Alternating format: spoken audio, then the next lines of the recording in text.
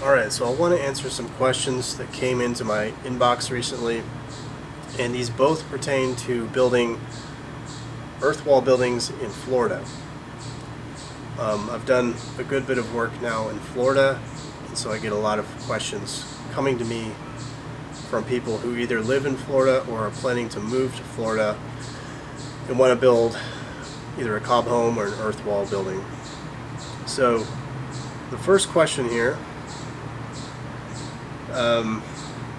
these people are moving to Southwest Florida, and they say, we love the idea of cob, but wanted to see your thoughts about cob's integrity in the humidity of the climate where we're interested in heading. Would something like Faswall NextChem be better for the humidity? We're definitely committed to non-toxic building in our health journey, but also don't want to build a structure that is more susceptible to mold. Okay, so the misconception is that cob walls will mold. This is not true at all. Cob actually does extremely well in humid climates and does very well, from what I've found, anywhere in the southeast of the United States. The problem with mold comes in generally when the building's ventilation is really poor. So any building is going to mold if you don't ventilate the airflow.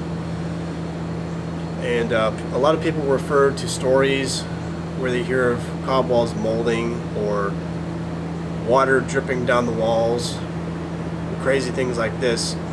The story with the water dripping on the walls of the cob building is not, in this case, not because the guy built the structure with cob walls. It's because he put a big plastic sheet over the entire top of the building, basically acting as a big moisture trap, and so the moisture had nowhere to retreat but collected in the ceiling and dripped down the walls. This is not a problem with cob. This is a problem with not designing your building holistically and knowing, in this case, how to ventilate it. So cob is actually vapor permeable. Water can actually pass through the walls if it needs to. We need to get some kind of scientists on this to really explain it, but from what I know, cob does very well in humidity and is not going to mold, and the walls are not going to drip with water. That's stemming from other issues with your building. Okay, so let's move on to the next question here. And as for these folks, yes, cob is great for Florida, but I might propose to you to do rammed earth. So let's see the next question here. He says, hey Alex, I have one question for you if you don't mind answering. Since I live in Florida, I have mostly sand and very little clay in my subsoil. Do you know if I should just ship in clay, or is there a mix already at most landscaping shops that's a good base for cob? And this is a really good question.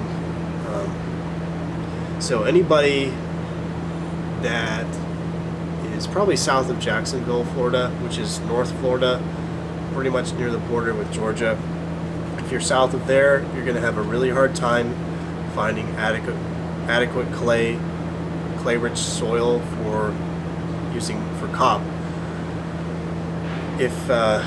Basically, if you are in Florida, I would recommend shipping it in from further north to get a more clay-rich soil, because the clay-rich soil in Florida hardly has any clay in it at all. It's mostly sand still. It has a reddish orange tint to the soil, but it's got very little clay in it. So I would probably recommend shipping it in, especially if you're in Central or South Florida. However, you may also consider rammed earth as an alternative. Rammed earth, actually the soil they have in Florida with the little bit of clay actually does really well for rammed earth. Also, they have very good gravels in Florida, and it has little shells in it, which is also cool. Gives a really interesting texture. The shell gravel, it's used as a road base. In some other areas they call it crush and run gravel. It's a road base gravel, where it has very fine particles to some large particles, but it compacts extremely well.